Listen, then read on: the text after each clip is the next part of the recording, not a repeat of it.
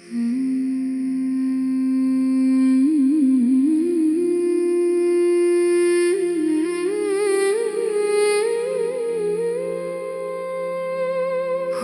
శ్రీ గణేశునకు వందనం.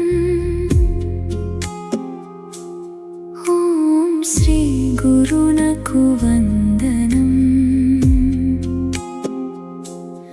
ఓం శ్రీ ఆదిత్యాది నవగ్రహ దేవతలకు వందనం. ఓం శ్రీ పురందరాది అష్ట దిక్పతులకు వందనం.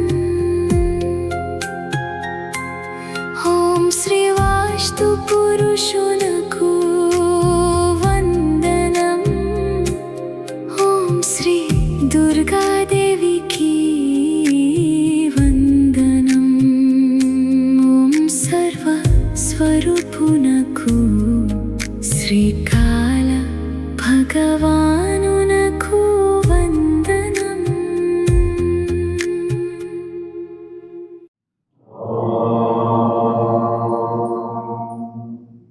వందే గురుపదాం పరాం. గురుపదమునకు నమస్కారము, అదే పారమాత్మికమైనది అని దానికి అర్థం.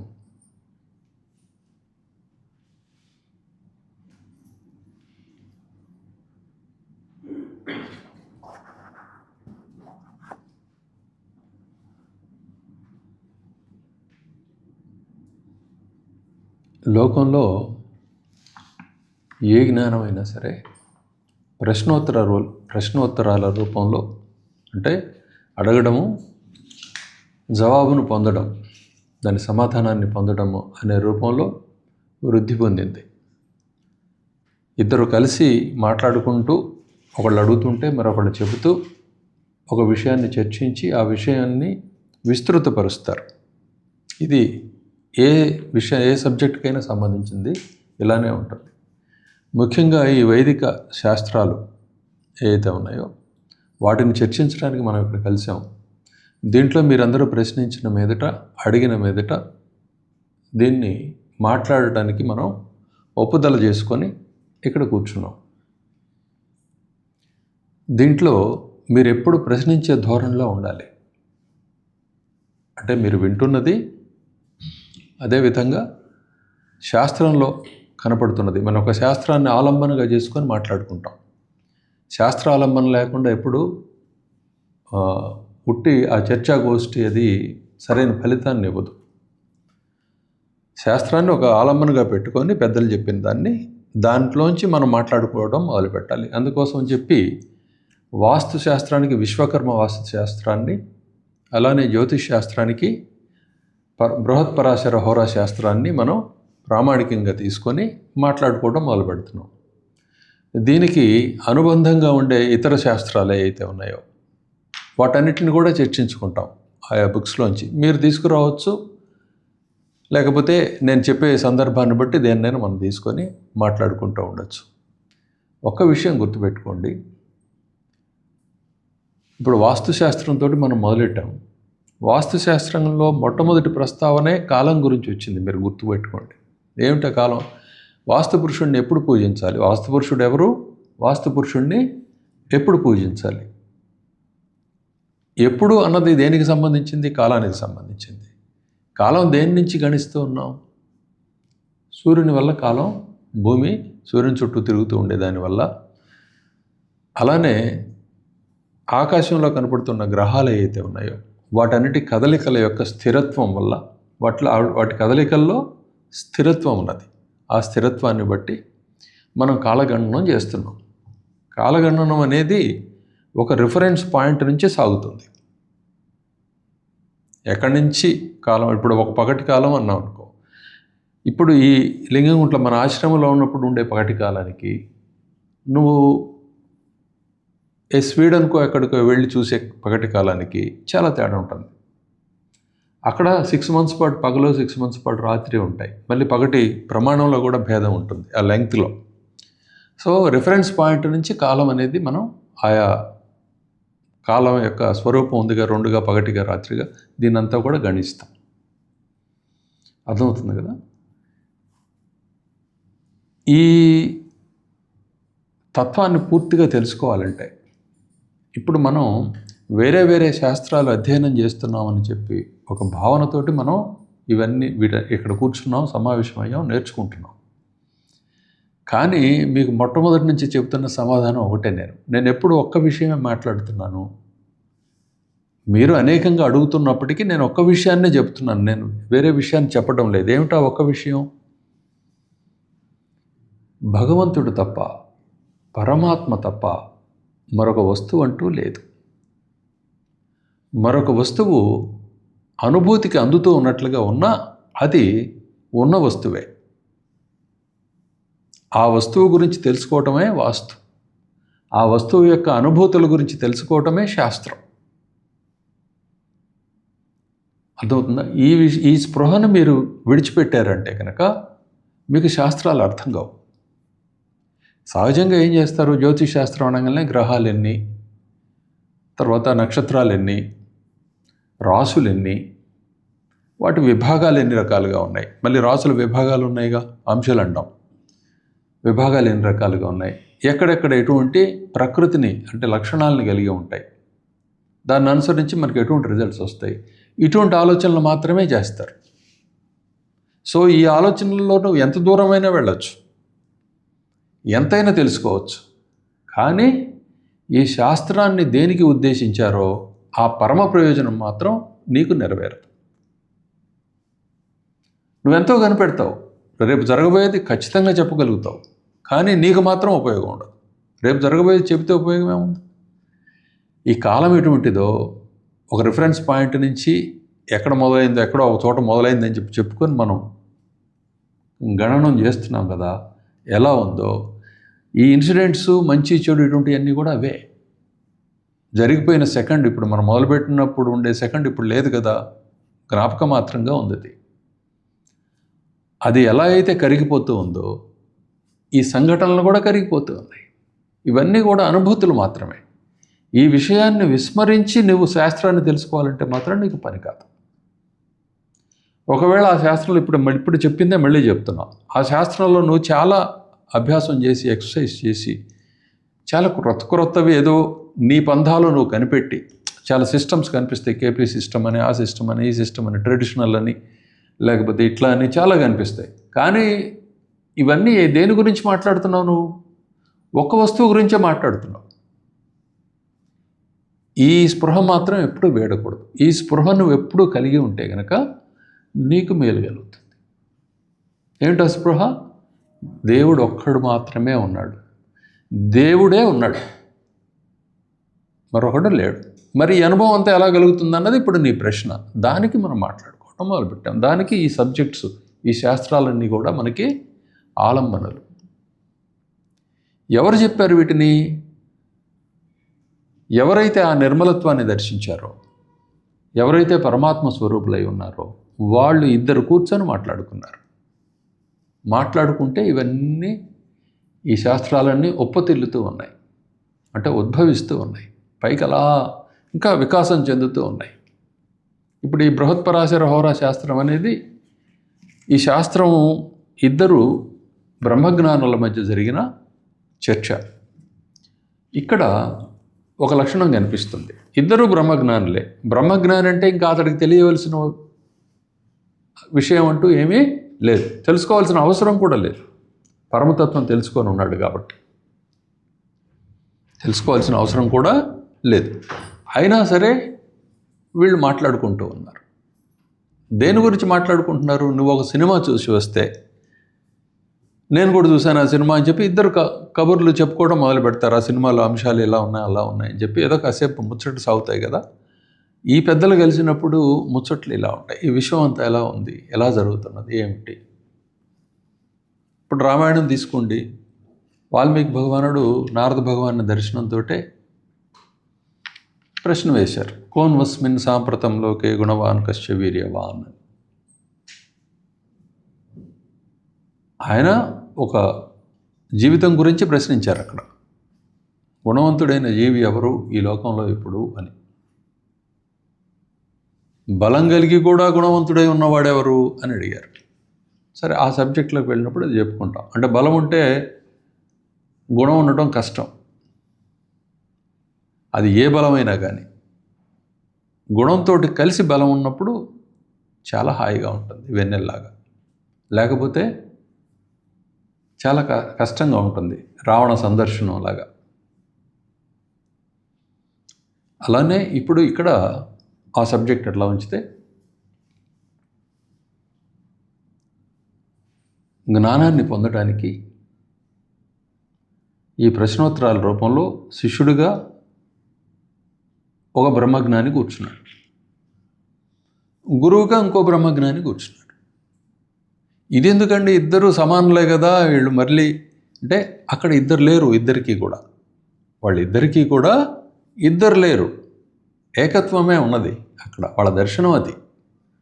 కానీ ఈ సృష్టి తత్వం ఒకటి ఉన్నది. ఏమిటి ఆ తత్వం? మీకు ఊరికే అలా విశదీకరిస్తాను, ఎందుకంటే ఈ విషయాలు తెలియకుండా మీరు ఊరికే అనవసరంగా శాస్త్రాలు, మీరు పుస్తకాల్లో దొరుకుతాయి ఆ అంశాలన్నీ, మీరు చదువుకోవచ్చు, నెట్లో దొరుకుతాయి, ఏ అడిగితే అది కూడా ఎక్స్ప్లెయిన్ చేసి చెప్పుద్ది, కానీ ఇది చెప్పదు. అది చెప్తున్నాను మీకు. ఎందుకు ఇది అంటే ఈ సృష్టి తత్వమే అంత. ఉదాహరణకి నీ సంతానం ఉంది, వాళ్ళు ఏ వయసు వాళ్ళైనా సరే, నాకు ఈ కష్టం వచ్చిందని చెప్పి దగ్గరకు వస్తే నువ్వు అన్ని పనులు ప్రక్కన పెట్టేసి ఆ పనికి వెళతావు. ఏమిటి కారణం అంటే వాత్సల్యం. ఏమిటది? వాత్సల్యం. నీ సంతానమే ఉంది, వాళ్ళకి రెక్కలు వచ్చి వాళ్ళ పనులు వాళ్ళు చేసుకుంటున్నారు, నీ మాట వినడం లేదు. ఆ సందర్భంలో అలానే నీ వైపు నీకు సేవ కూడా, నిన్ను సేవించడానికి కూడా వాళ్ళు రావడం లేదు. ఆ సందర్భంలో ఎవరో ఎక్కడి నుంచో ఒకడు వచ్చి, నేను నీ ఎండను ఉంటాను, నీతో పాటు బ్రతుకుతాను, నీకు సేవ చేస్తూ నీ వాడినై ఉంటానని ఒకడు వచ్చాడు. వీడి మీద ఉండే వాత్సల్యం ఆ పిల్లల మీద రాదు. అంటే ఓ శుద్ధమైన మనిషికి సహజంగా జరిగేది. ఎందుకంటే ఎక్కడైతే తన మీద ఆధారపడి అంటే డిపెండెంట్స్ వస్తారో అప్పుడు వాత్సల్యం అనే అనుభవం కలుగుతుంది.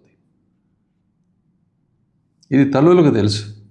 తమ బిడ్డలాంటి వాడే ఇంకొకడు చిన్న పిల్లవాడు కనిపిస్తే వాళ్ళకి చనుబాలు రావడం అనేది వాళ్ళకి అనుభవం కలుగుతుంది. అంటే ఆ మాతృత్వం అనేది పొంగుతుంది. అంటే తన చిన్న ఒక సంవత్సరంలో పిల్లవాడిలాగానే ఇంకో పిల్లవాడు యాజ్ ఇట్ ఈజ్గా కనపడంగానే తల్లికి ఆ భావన కలుగుతుంది. వాస్తవమా కాదా?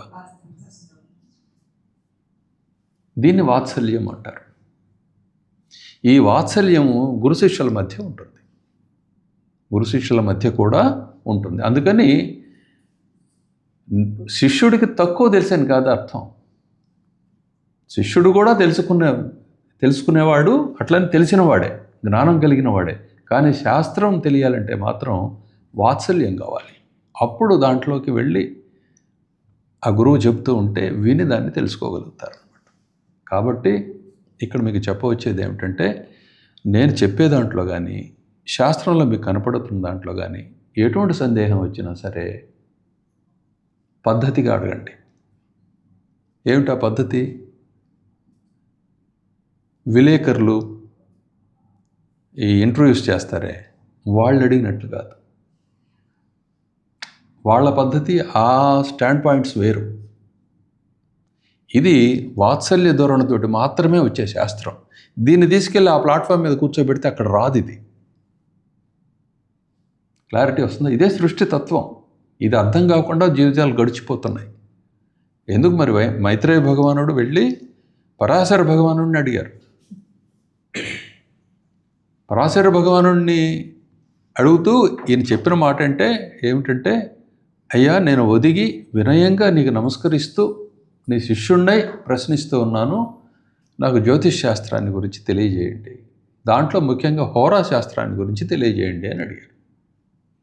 ఏమిటి హోరా శాస్త్రము అంటే, జ్యోతిష్యం 3 భాగాలుగా ఉంటుంది. 3 తలలు ఉన్నాయి దానికి, 3 స్కంధాలు అంటారు. ఏమిటి 3 అంటే, ఒకటి ముఖ్యమైనది, మొట్టమొదటిది గణిత భాగం.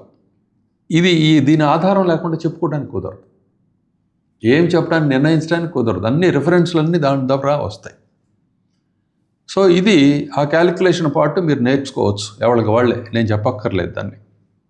ఎందుకంటే దాంట్లో ఇంట్యూషన్ కానీ లేకపోతే ఏముండదు, ఎగ్జాక్ట్గా ఎలా ఉంటుందో క్యాలిక్యులేషన్ అలా ఉంటుంది, అది మీరు నేర్చుకోవచ్చు. అదే ప్రస్తావనకు వచ్చినప్పుడు చెప్తుంటాను కానీ దాని మీద మనం కాన్సన్ట్రేట్ చేయం. ఇంకా 2 భాగాలు ఉన్నాయి. ఒకటి శాంతి భాగం.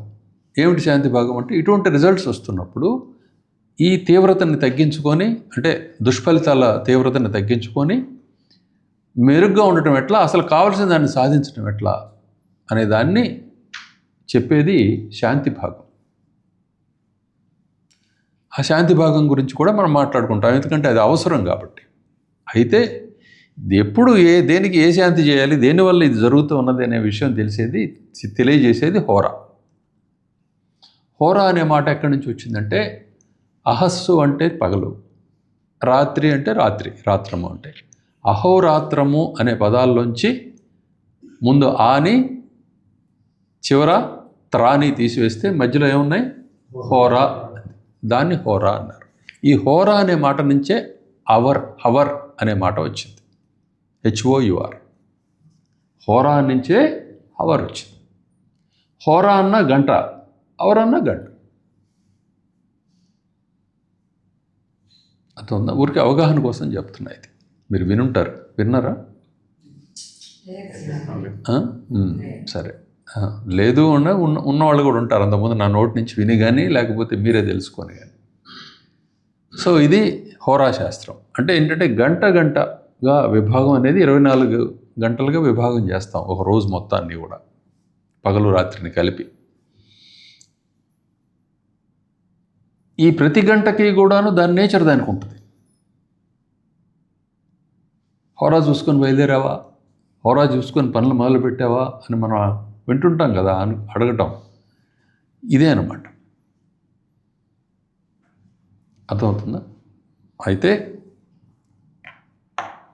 మైత్రేయ మహర్షి ఈ ప్రశ్న వేసినప్పుడు ఆయన ఒక మాట చెప్పారు. ఈ లోకానికి అంతటికీ, ఈ మానవులకి మేలు జరగాలంటే ఎలా మేలు జరుగుతుందో దానికి సంబంధించిన ధర్మశాస్త్రాన్ని మీరు ప్రవచించారు ఇప్పటికే.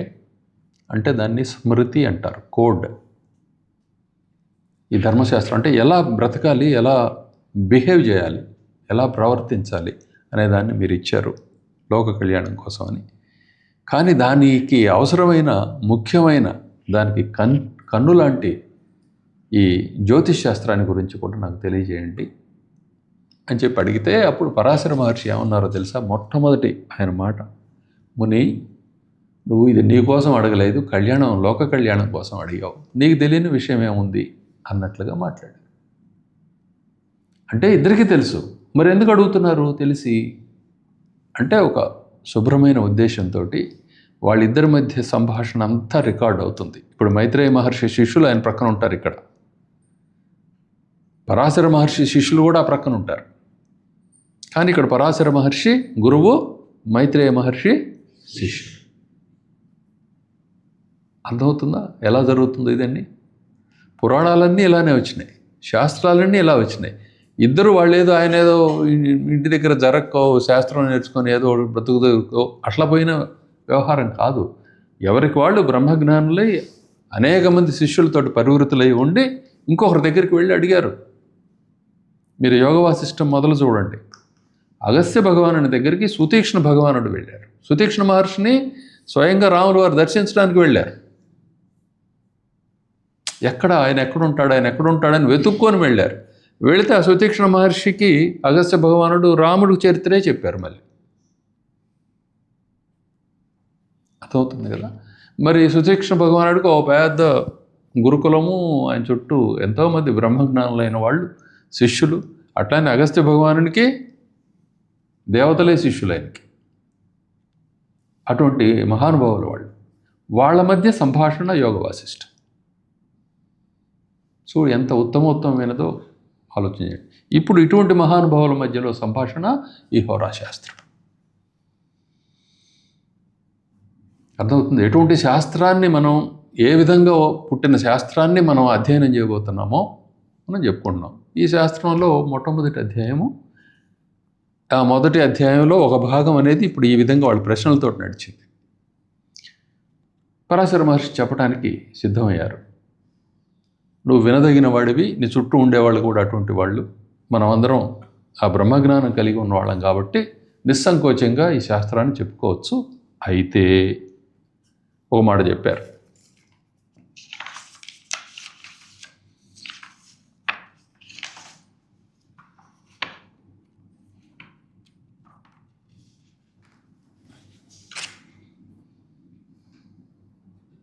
అతోహం, నువ్వు అడిగావు కాబట్టి ఈ కారణం చేత, నువ్వు లోక కళ్యాణ కోసం అడిగావు కాబట్టి ఆ కారణం చేత బ్రహ్మన్ ఏమన్నారు?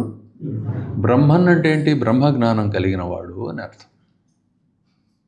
ఓ బ్రహ్మవేత్త, సాక్షాత్తు పరబ్రహ్మమ, శక్తిమత్ పరమేశ్వరం, శక్తివంతుడైన ఆ పరమేశ్వరుణ్ణి, సూర్యం అంటే సూర్యభగవానుణ్ణి, పరమేశ్వరుణ్ణి, నత్వా గ్రహపతిం సూర్యం,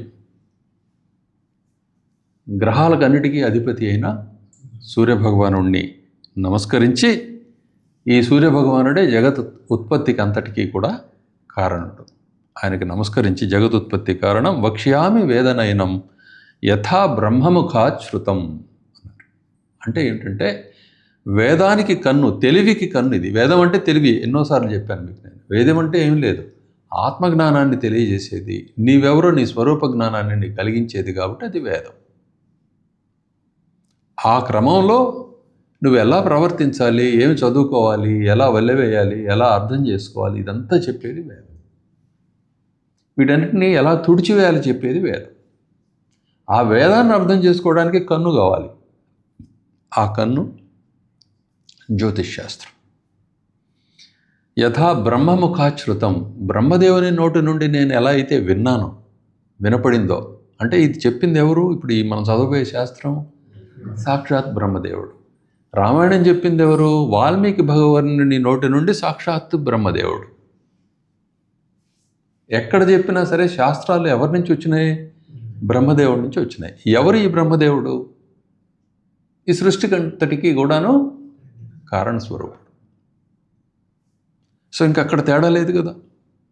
కాబట్టి శాస్త్రాన్ని పూర్ణ విశ్వాసంతో, మూఢనమ్మకం అనే పిచ్చి ఆలోచన మానేసి వాస్తవం తెలుసుకోవటానికి అధ్యయనం చేయాలి, అభ్యాసం చేయాలి. ఇది ఇప్పుడు ఇక్కడ చేరిన మీ అందరి కోసమే కాకుండా భవిష్యత్తులో వినబోతూ ఉన్న జ్యోతిష్ శాస్త్రంలో జిజ్ఞాసులై ఉండి ఆ శాస్త్రాన్ని అధ్యయనం చేయబోతున్న వాళ్ళందరికీ కూడా ఈ మాట చెప్తున్నాను. రాబోయే తరాలకు కూడా అర్థమవుతుందా? ఎందుకంటే ఈ పద్ధతిలోనే ఇది నేర్చుకోవాలి తప్ప మరొక పద్ధతిలో కాదు. విశ్వాసంతో, భక్తిభావంతో, సమర్పణ భావంతో నేర్చుకోవాలి. ఇది బ్రహ్మదేవుడు. ఎవరికి ఇవ్వాలి ఈ శాస్త్రాన్ని? ఎవరికి చెప్పాలంటే శాంతాయ అన్నారు మొట్టమొదట. ఎవరికి? శాంతాయ. శాంతాయ అంటే ఎవరైనా శాంతయ్య అనే పేరు పెట్టుకున్న ఆయన ఎవరు? శాంతాయ అంటే ఎవరు చెప్తారు? కోరికలు అణిగిపోయినవాడు, కోరికలను అదుపు చేసేవాడు. లేకపోతే కోరిక అనేది అతనికి కనపడదు. ఇది కోరిక, ఇది కోరిక కాదు అనే స్థితి లేనివాడు శాంతుడు. హాయిగా ఈ జగత్తు కేవలం ఆత్మస్వరూపం తప్ప అన్యమైంది కాదు అని చెప్పి తెలిసి నెమ్మదించినవాడు శాంతుడు. అతడికి చెప్పవచ్చు. ఈ శాంతుడు ఈ మైత్రేయ భగవానుడు, ఆయన శిష్యులు, వాళ్ళందరూ శాంతులే. అందువల్ల అందరూ వాళ్ళు వినవచ్చు. శాంతాయ. నెక్స్ట్ గురుభక్తాయ, గురువునందు భక్తి కలిగి ఉండేవాడు. ఇక్కడ భక్తి శబ్దానికి ప్రతి శబ్దం మీకు ఇక్కడ అవసరం కాబట్టి చెప్తున్నాను. భక్తి శబ్దానికి అర్థం ఏమిటంటే విభాగము అని. విభాగం కలిగి విభాగాన్ని దర్శిస్తూ తాను లొంగి ఉండేవాడు, తను సమర్పించుకునేవాడు భక్తుడు. విభాగం కలిగి ఉండి విభాగాన్ని చూస్తూ తనను క్రింది స్థానంలో ఉంచుకొని అక్కడ అర్పించుకునేవాడు భక్తుడు. విభాగం అంటే పార్టిషన్. ఏంటా పార్టిషను? ఉన్నది భగవంతుడు అక్కడే. బ్రహ్మజ్ఞానం అంటే అదే కదా. ఇక్కడ ఇద్దరు పరాశర భగవానుడు మైత్రేయ మహర్షిలాగా ఇద్దరులాగా కనిపిస్తున్నా ఉన్నతత్వం అయితే ఒకటే. కానీ ఇక్కడ ఏం చేశాడు ఆయన? ఎవరు? మైత్రేయ మహర్షి. ఆయన అడిగిన ప్రశ్నలో ఏం చెప్పారు చూడండి.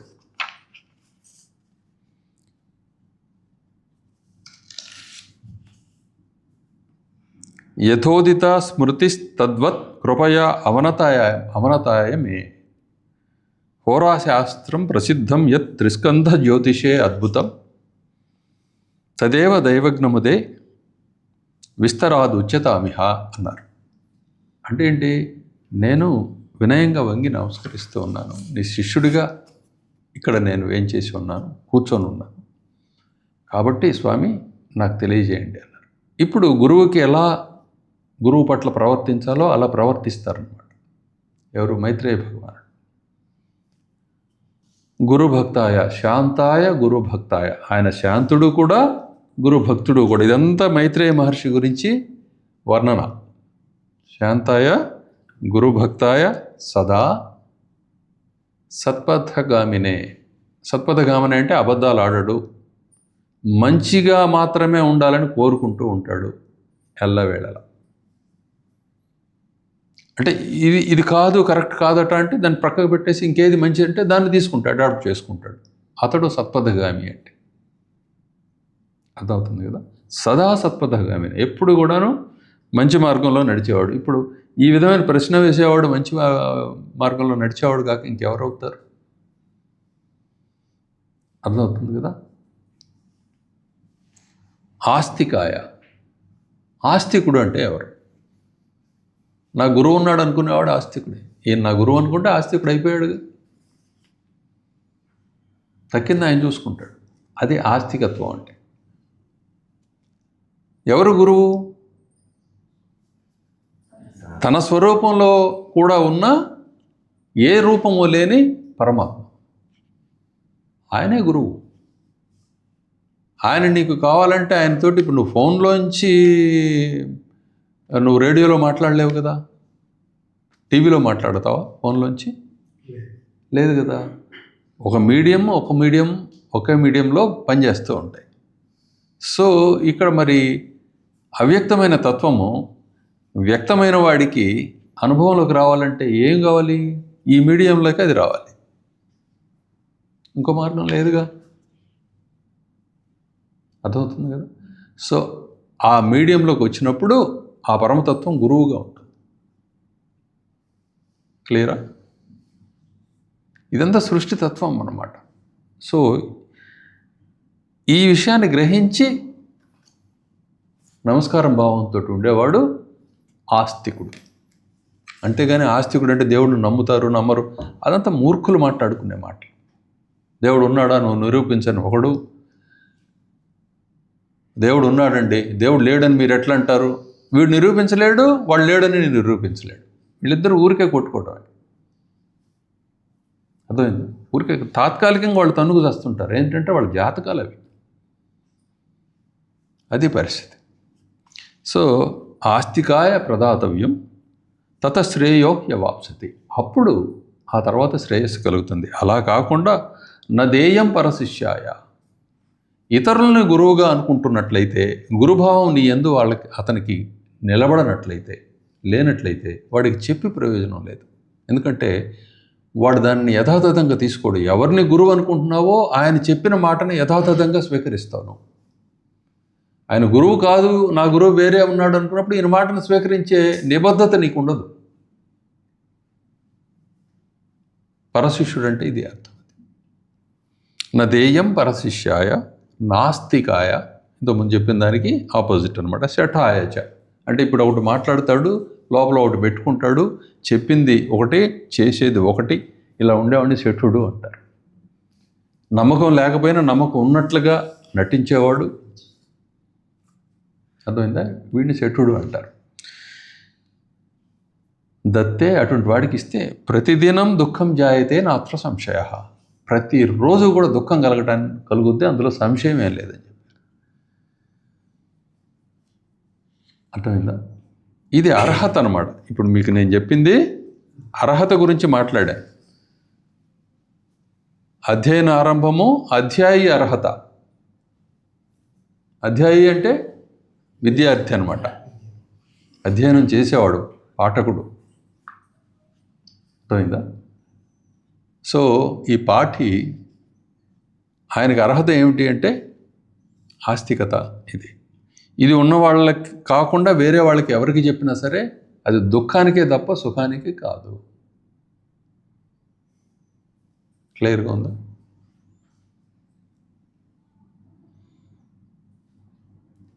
ఇప్పుడు నువ్వు కొంచెం ఇంత అన్నం వండుకున్నావు, పదార్థాలు వండుకున్నావు, అవి వృధా అయిపోయినాయి అనుకో, తినకుండా అలా వేస్ట్ అయిపోయినాయి, అలా నిలబడిపోయి పడేయవలసి వచ్చిందనుకో, వండిన వాళ్ళకి ఎలా ఉంటుంది మనస్సు? చాలా బాధగా ఉంటుంది అలా వృధా అయిపోతే. ఒక పని చేసి ఆ పనికి పనికి ఫలితం లభ్యం కాకపోతే ఆ ప్రయత్నం చేసిన వాడి మనసు ఎలా ఉంటుంది? కావట్లేదని చెప్పి బాధ కలుగుతుంది. ఈ బాధ నిరంతరం ఉంటుంది చెప్పినవాడికి. ఇటువంటి మూర్ఖుడికి ఈ బోధ అంతా చేశానే అని. అట్లానే ఆ మూర్ఖుడు ఏం చేస్తాడు? ఒకటి చెబితే ఇంకోటి అర్థం చేసుకుంటాడు, అది 10 మందికి చెప్పబోనుకుంటాడు.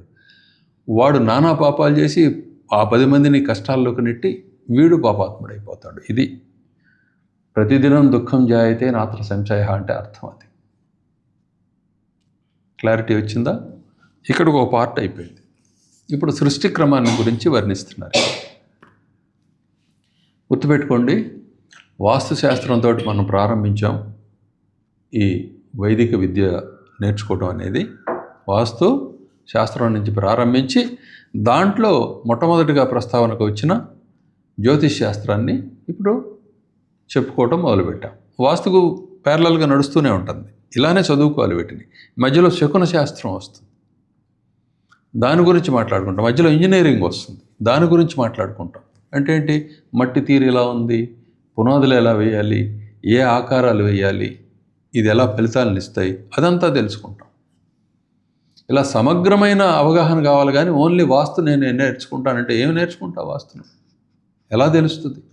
నువ్వు ఓన్లీ ఆ ప్యాటర్న్స్ కాంబినేషన్స్ మాత్రమే తెలుసుకొని ఇట్లా చేయొచ్చా చేయకూడదు అంటున్నావు. అసలు తత్వం తెలియాలి.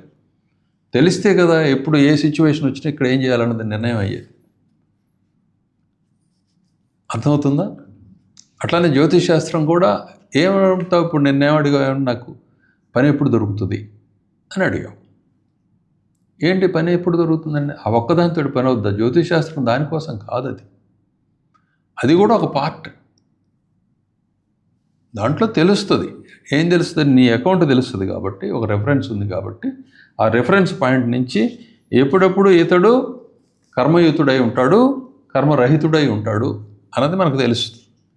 లేదు, కర్మలో ఎటువంటి హెచ్చుతగ్గులు అతడు అనుభవిస్తూ ఉంటాడు అనే విషయాన్ని మనం దాంట్లో చూసుకోవచ్చు. ఇలా నీ జీవితంలో ఉండే ప్రతి అంశాన్ని కూడాను జ్యోతిష్ శాస్త్ర రూపంలో నీ అకౌంట్లో నీకు తెలుసుకోవచ్చు. నీ అకౌంట్ అనేది ఒక రిఫరెన్స్ పాయింట్ నుంచి ఉంటుంది, గుర్తుపెట్టుకో. ఆ రిఫరెన్స్ పాయింట్కి కూడా కారణం ఉంటుంది. నువ్వు ఆ టైంకి ఎందుకు పుట్టావు అన్నదానికే కారణం ఉంటుంది. అసలు ఇదంతా ఎలా జరుగుతుంది అన్న విషయం మొట్టమొదటి తెలిస్తే ఈ కోరికలు కానీ వ్యవహారాలు కానీ ఇవన్నీ సమసిపోతాయి. ఈ శాస్త్రాల యొక్క ఉద్దేశం అదే. ఆ ప్రయోజనాన్ని సాధించడానికే బ్రహ్మదేవుడు ఈ శాస్త్రాలన్నింటినీ మనకి చెప్పడం జరిగింది. ఒకసారి విష్ణు భగవానుడు చెప్పినట్లు, ఒకసారి మహాదేవుడు శంకర భగవానుడు చెప్పినట్లు మనకు కనిపిస్తూ ఉంటుంది, ఒక్కోసారి అమ్మవార్లు చెప్పినట్టుగా కనిపిస్తూ ఉంటుంది. ఏదంటే వేరు వేరు ప్రదేశాలు ఇప్పుడు ఇక్కడ మనం ఎలా అయితే మాట్లాడుకుంటున్నామో అలా దేవలోకంలో కానీ, భూలోకంలో కానీ, మరొక పాతాళంలో కానీ ఎక్కడైనా సరే ఈ శాస్త్రాలు ఇలా మాట్లాడుకోబడుతుంటాయి. నిరంతరం సాగుతూ ఉంటుంది ఈ చర్చ. అర్థమవుతుందా? ప్రతి మనసులోనూ ఉండే ఇది అనమాట. ప్రతి ఒక్కళ్ళు ఇది తెలుసుకోవాల్సిందే. సో ఈ విధంగా ఇది ఇప్పుడు సృష్టి క్రమాన్ని గురించి మాట్లాడడం మొదలుపెట్టారు. ఈ మొదటి అధ్యాయము మొదట ప్రశ్న వేయటము, అప్పుడు చెప్పటానికి అంగీకరించి పరాశర భగవానుడు ముందు సృష్టి తత్వాన్ని చెప్పటము జరిగింది. ప్రశ్న ఏమిటి అన్నది చూద్దాం. ఇది చెప్పమని అడిగారు. ఈ ప్రశ్నలో ఏముంది? నభస్థాయి గ్రహాణాంచ భూమిష్ట ప్రాణినామిత కీదృశోశ్చ సంబంధ ఫలం ఏన ప్రజాయతే. ఆకాశంలో ఉండే గ్రహాలకి భూమి మీద ఉండే ప్రాణులకి సంబంధం ఏంటి? వాటిని బట్టి ఫలం ఎలా చెప్తూ ఉన్నారు? ఇది ప్రశ్న. సరిగ్గా స్పష్టంగా అడిగారుగా. మీరు గ్రహాలను బట్టి చెబుతున్నాం అని చెప్పి ఈ గ్రహం ఇక్కడ ఉంది, అక్కడ ఉంది, ఇక్కడ ఉంది, అప్పుడు కాబట్టి ఇలా అని చెప్తున్నారు కదా.